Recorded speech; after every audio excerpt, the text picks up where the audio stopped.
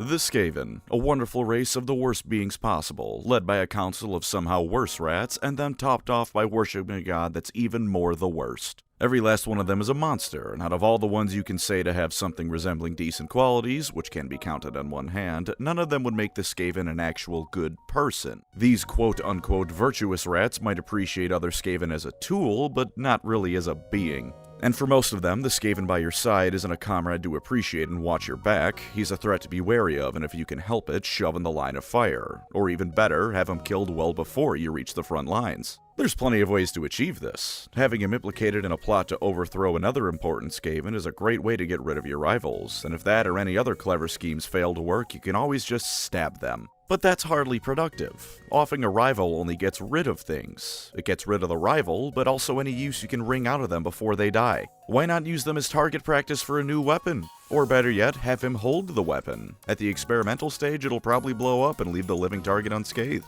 Or even better still, turn him into a weapon. You think that exposable infantry are the only way Skaven throw the lives of their lessers away? Buddy, that is the tip of the iceberg. The Skaven have all sorts of weapons, creations, and abominations, and all of them were the result of countless Skaven slaves dying to let them be made. So join me today as we look at some of the standout Skaven creations, be they technological, biological, or even both. Don't worry though, all of them are the ultimate human rights violation. But before we start the video, are you perhaps a bit hungry? If you aren't now, I'm sure you will be sooner or later, in which case may I introduce you to Factor, the sponsor of this video. Factor is a food delivery service that takes all the stress out of mealtime. Instead of having to walk around the grocery store wondering what you want to eat, you get chef-crafted and dietitian-approved food sent right to your front door. No worries to be had about wondering what to make, making it, and then cleaning it up. You just get delicious and healthy food delivered right to your front door. All you gotta do is put the meal in the microwave for 2 minutes, and just like that, you've got something delicious to chow down on. All of the stress of cooking just like that is a thing of the past. There's some great juices and smoothies you can get too, which I highly recommend. And if you'd like a touch of something extra, Factor's got you covered. You can get yourself a gourmet meal plus from them as well. It's just as nutritious as the rest of what's on offer and even more delicious. It really lives up to the name gourmet. And as you can see from me eating it, I am quite a fan of these bad boys. If you too would like to make your eating experience better than ever before, I've got just the thing for you. Head to Factor75.com and use code 50pancreas to get 50% off your first box, plus free shipping. That's Factor75.com and code 50pancreas for half off your first box and free shipping. If you want to eat healthier and easier than ever before, you could do no better than Factor, so order some today for some quality fine dining. Now then, go gadget rattling gun.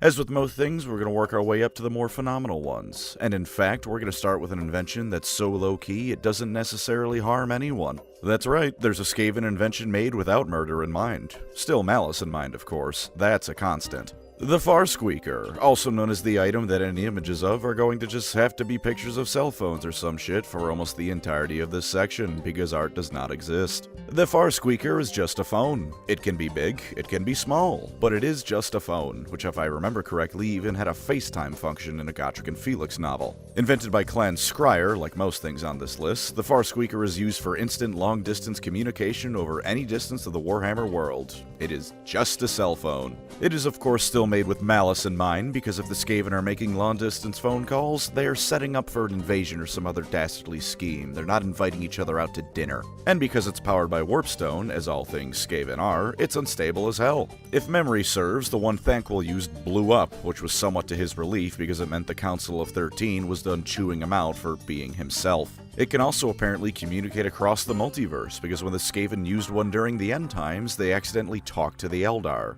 Not the High Elves, the Eldar. The voices that replied were described as elves but alien sounding, which is the Eldar. You have surely seen an Eldar by this point. They are just space high elves. Although since it just said alien sounding, it could have been the Harlequins or Dark Eldar for all we know. Apparently, if you try hard enough in fantasy, you can FaceTime Eldrad.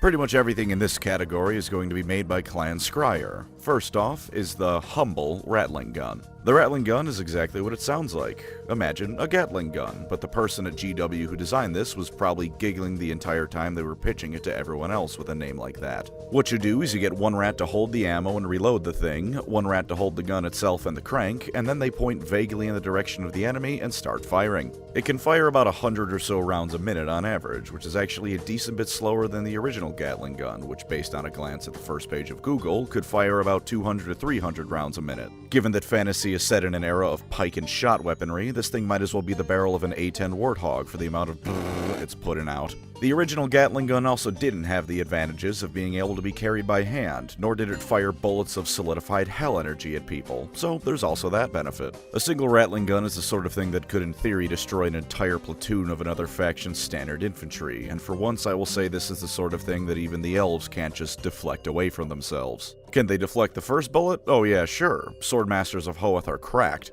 Can they deflect the 99 after it is where the problem lies, to say nothing of the fact that there is never just one Rattling gun shooting at you. I mean, for a while they were sold in kits of 2, and now they're sold in kits of 3, so on the tabletop at least you were forced to contend with 2 at a minimum. In what you will notice is a running theme for everything Skaven produced, this thing is hardly the poster child for reliability. The crank might get stuck, the ammo might jam, it may just fall apart, and of course, it might blow up in the face of the rats wielding it. Warpstone is the most volatile substance in Warhammer, as is fitting for something that's solidified chaos. The rats wielding it run the risk with every shot that the thing's gonna blow up in their faces. That being said, the Skaven who use this thing are no doubt happier than just about anyone else in a Skaven army. The risk of this thing blowing up is far better than the guaranteed death of being the first clan rat to engage the enemy in melee, and at least in 4th edition AOS, each gun fires 3d6 shots at the enemy. That means you can hang tight in the back line and fire away.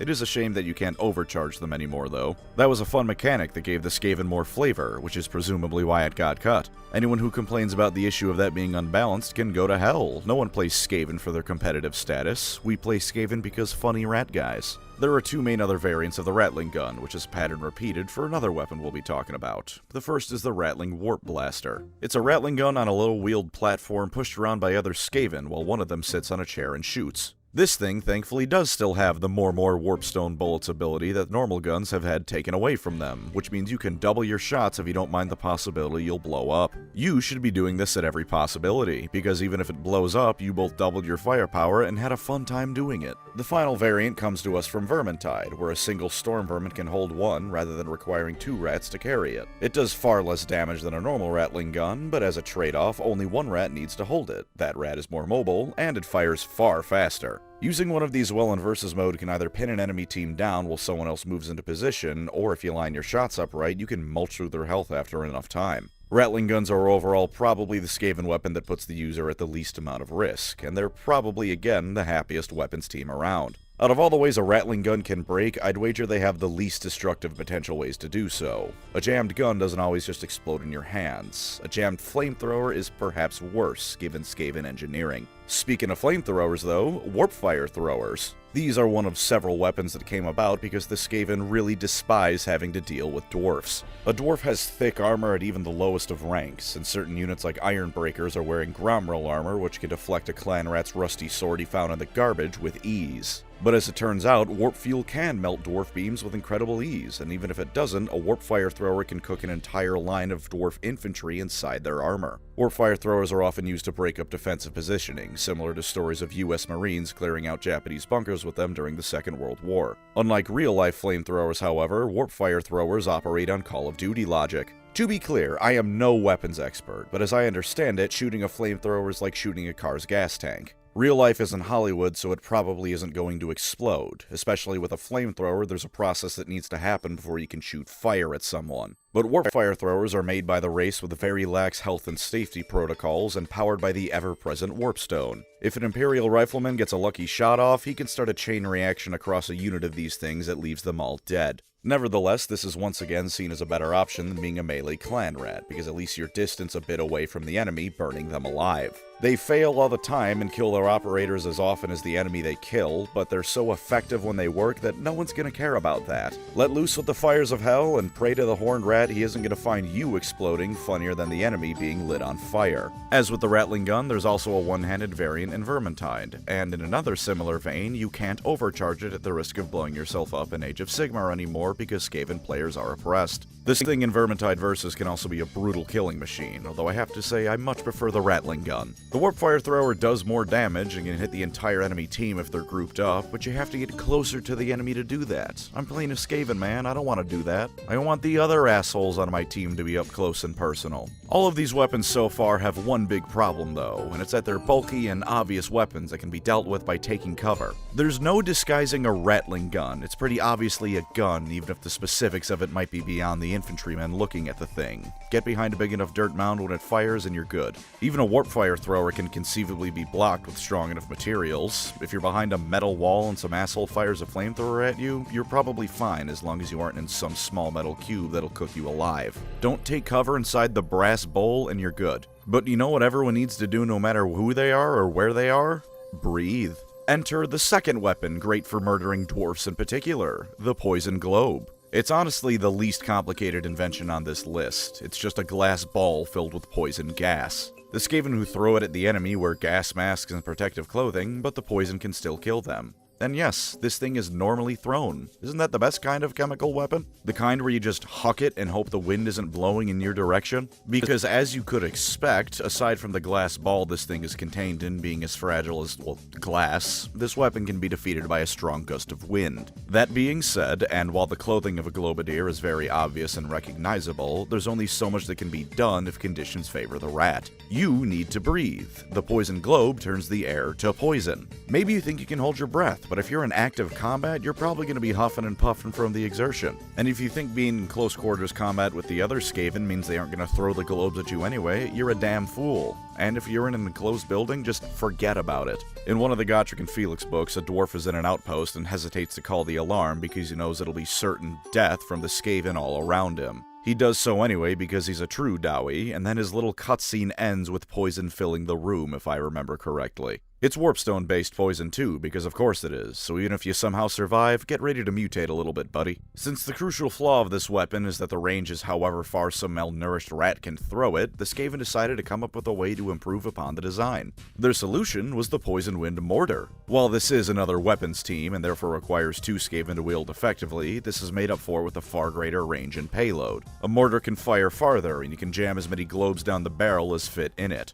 Now naturally, this introduces the possibility of a whole lot more mechanical issues, as you would expect of firing a glass orb out of a rusty tube. While they do need to get reasonably close and the globes are fragile, as long as the Skaven globadier holding one of the globes has steady hands, it ain't that bad. The mortar, meanwhile, might blow up, or the glass might shatter in the tube, and now the rats loading it are gonna suffocate because Skaven protective equipment is shit. Or it'll totally miss because it's held together with hopes and dreams and instead fire directly into the mass of clan rats in front of the weapon team. Admittedly, not a single Skaven other than the clan rats will actually care, but it's generally preferred if your weapons hit the enemy and your fellow rats at the same time. It's by no means the most complicated of weapons around, but as I said, it's one of those things that at least in lore is pretty difficult to survive a hit from. If the winds favor you, or if you have a celestial wizard to make the winds favor you, you're golden. If they don't favor you and there's no lore of heaven's mage around to lend a hand, you're dead. Moving on from projectile gas, we have projectile vomit. The Plague Claw catapult is the finest of Clan Pestilence engineering, which means it's a catapult made of rotten wood that fires what looks like a puddle of congealed vomit at the enemy. Supposedly it also flings warpstone, but looking at the model, this is just vomit. When it hits, it'll crush whoever the projectile lands on and infect the rest of the unit with all sorts of nasty diseases, because anything that comes from Clan Pestilence is going to weaponize the bubonic plague, like the Mongols catapulting dead bodies over the walls of cities they didn't like. There really isn't much to say about it, but I can't not mention it. It's great fun to use in Total War and tabletop, because flinging a diarrhea and vomit jungle juice bomb at your enemy is the most horrid kind of satisfying.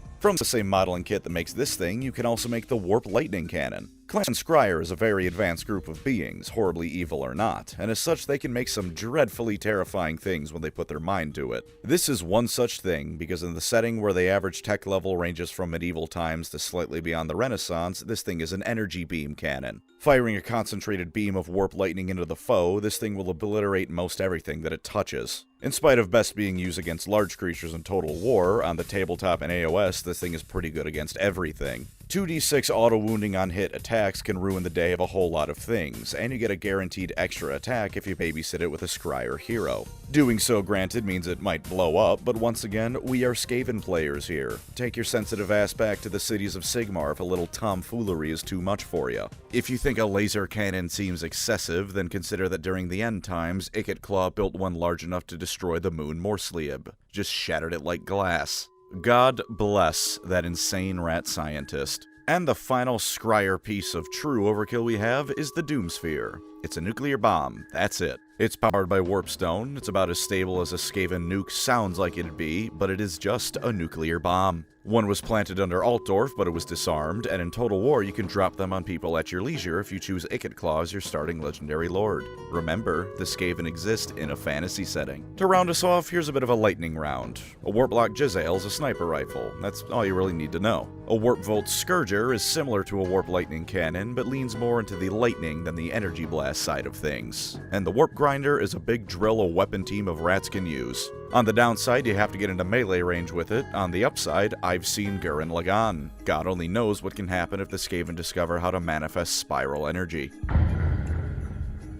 But though Clan Scryer makes all sorts of wonderful technology, they're not the only ones making weapons. They're just the ones that make weapons that aren't alive. Clan Mulder has quite the impressive display of horrific things to deploy to the battlefield as well, because they are the biological division of Skaven society. What happens when you rip a person apart piece by piece? What happens when you replace the parts you ripped off with parts you ripped off an ogre? What happens when you add warpstone to the resulting abomination? All of these questions and more Clan Mulder seek to answer, so they can find the perfect specimen to throw at people who bother them. One small thing they make use of is giant rats. Small on the scale of the atrocities committed here, of course, these things are about the size of large dogs. Their purpose is therefore largely the same as war dogs. They can be used to sniff out the enemy or jump on top of them and start biting. The Skaven can also deploy rat swarms, which are a lot less impressive individually, but when 200 rats swarm you and start nibbling on your bits, the terror will strike regardless. These things are absolutely kept in horrid conditions to make them extra vicious when it's time for battle, because even when biological augmentations aren't strictly speaking involved, these things are still horrid.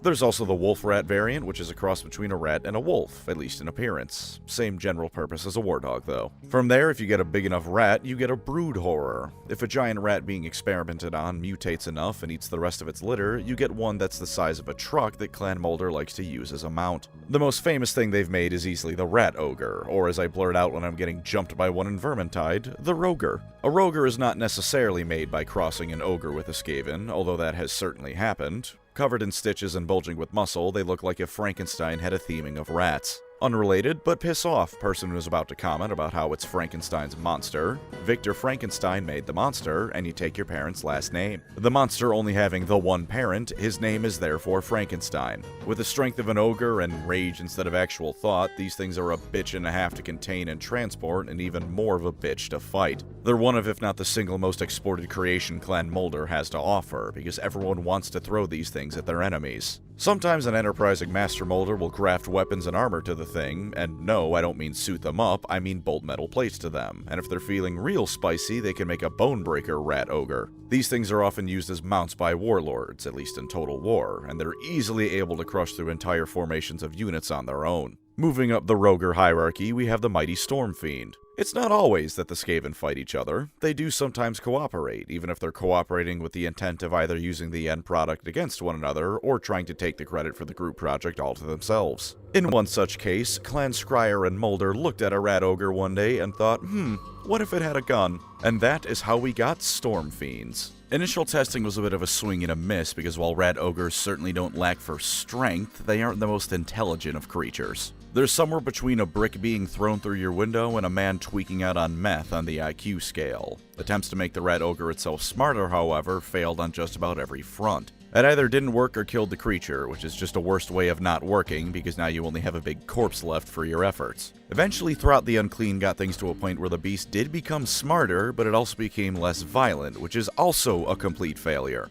So, going back to the drawing board, Throt decided to graft Molder Packmasters to the nervous system of the Proto-Stormfiends. This did allow the creature to control weapons and gain intelligence, since they were in a really messed up way being puppeted by the Packmaster, but the Packmasters were about as happy as you'd expect with this arrangement and tended to make their grievances known rather violently. Frustrated but refusing to give up, Throt decided that if he couldn't make the Rat Ogre smarter, and grafting someone onto it usually resulted in an impromptu fistfight with them, he decided to just grow his own Skaven. Somehow creating his own breed of Skaven that were semi-docile with massive brains, he fused them with the Rat Ogres he had and awaited the results. And it worked perfectly. The Rat Ogre, though still intensely violent, could be briefly controlled through the mini-rat on its back. When Throt had to figure out what weapons to give it to make it noticeably more deadly, Ikit came around and proposed they work together. Initially, neither side were happy with the agreement, and Ikit only proposed it because he needed to make something good to appease his superior. But they were surprisingly great partners, as Throt and Ikit's genius in their respective fields, as well as surprising insight into each other's, saw the now completed Stormfiends armed with the finest weaponry Clan Scryer had to offer. On the tabletop, they can be armed with poison globe launchers, warp fire throwers, and rattling guns, as well as some melee options, but in lore, anything is fair game. Grab whatever's lying around and get creative. Morality went out the window the moment we started talking about the Skaven. Who gives a shit? Stormfiends sold so quickly that Scryer and Molder couldn't keep up with their orders no matter how quickly they tried or overcharged their buyers. The two clans made a lot of money, and the Stormfiend was introduced into the Skaven armies to wreak havoc on both the nations of the world and your gormless ass when you get jumped by one in Vermintide. And the final tier of Rat Ogre is a unique one. Grey Seer Thanquol is no mere rat. He is the greatest Skaven to ever live. He, of course, requires only the greatest of Rat Ogre to ever live for his own personal mount. Initially, these were largely Clan Molder creations, but after the introduction of the Stormfiend, we see the Bone Ripper he now rides into battle to this day. A towering monster with 4 arms and weapons on each to match its size, there's almost nothing that can defeat this thing. In theory. In practice, a Bone Ripper's life expectancy can be measured in hours. Gotrek and Felix have a habit of butchering them whenever Thanquol brings one along, and if I'm remembering correctly, Thanquol ended up eating at least one of them. But in spite of this, a Bone Ripper is to Rat Ogres and Stormfiends what the Ultramarines are to Space Marines, and should be respected and feared as the greatest threat of all on the battlefield. Right until the 4-foot-tall death-bound hurricane that is Gotrek Garrison rolls up. Then you can safely assume it's going to die quickly. There are a couple of other creations of Clan Molder as well. A Chimerat is a horrid fusion of a Hydra and Rat, for instance. There's also the Brood Terraform Age of Sigmar, and to be honest with you, I have no idea what I'm looking at here. It's big, it has a gun, I'm like 85% sure it's bipedal, and if I saw it lumbering at me, I'd shit myself. But nothing, perhaps not even the long and storied Bone Ripper bloodline, can hold a candle to their ultimate creation, the Hell Pit Abomination. See, Clan Molder is based out of the city of Hell Pit that borders the Chaos Wastes. Custom crafted initially from giant burrowing worms, but also quite frequently from whatever lumps of flesh a Master Molder can get his hands on, these things are a sight to behold in the worst way possible. If you watch them move in Total War, you can see them struggling to just be alive, and once they get into combat, they don't so much as fight as flail all over the place and crush whatever happens to be in the way. They've got multiple heads, they're too disgusting and big to move on their own power, so they usually have wheels and engines grafted onto them, and the warpstone and chemicals pumped into them make them constantly mutate even mid-fight. They also heal like trolls, and if you kill one, there's so much crap going on with them that on the tabletop there's a 1 in 6 chance that it'll just keep going. The rule is called Too Horrible to Die, which is probably the most fitting name in all of Warhammer history. There's also the Avalanche of Flesh rule, which is just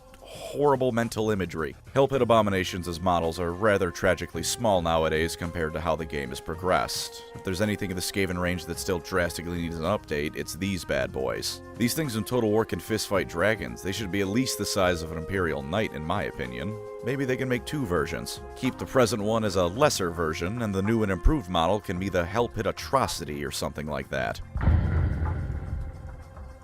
I hope you don't think I've forgotten about the rat cars. The Skaven have 3 vehicles that I'll be mentioning today, 2 of which are tabletop options, and the third of which is just really funny. The first is the Doomflayer. This is a circular little ball of knives and hatred ridden by a single Skaven designed to crash through dwarf lines. The Skaven, if you couldn't tell, really don't like the dwarfs, and given that they both live underground, it only makes sense a large amount of their resources would be devoted to dealing with the beard things. The blades in the middle constantly spin with the wheel, and they're overall fantastic at cutting through even heavier infantry. Not as much as yet another of Ichneclaw's inventions, though, the almighty Doom Wheel. Imagine a hamster wheel the size of a moving truck crossed with that thing General Grievous drove in Revenge of the Sith. This thing is going to run you down, because let's be honest with what we're looking at here and admit that the basic principle of this thing is just vehicular homicide. Powered by a treadmill of either rats or Skaven slaves, this also empowers a warpstone battery that can shoot out bolts of lightning at the enemy. As is fitting for such an abomination, this thing is less piloted and more aimed roughly forward.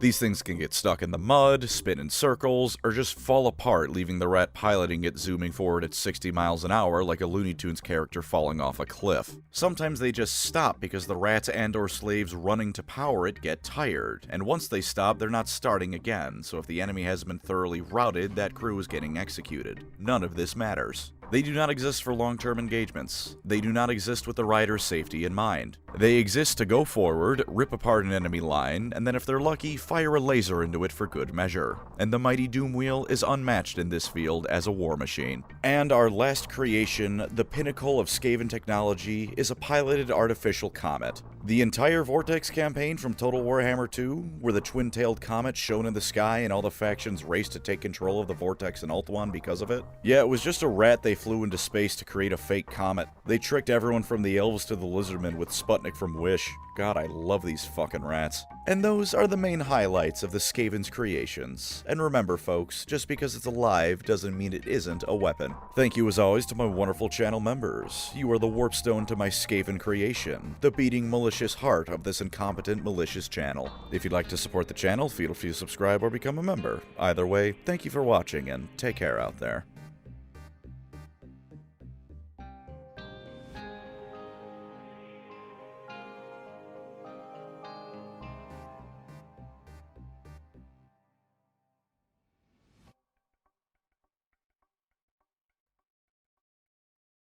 On reflection of the Skaven, it's really impressive how they're basically if you took Starscream and Shockwave and merged them into one ratty being. No morals, constant hunger for power leading them to betray their superiors, mad science. It really is something special to behold.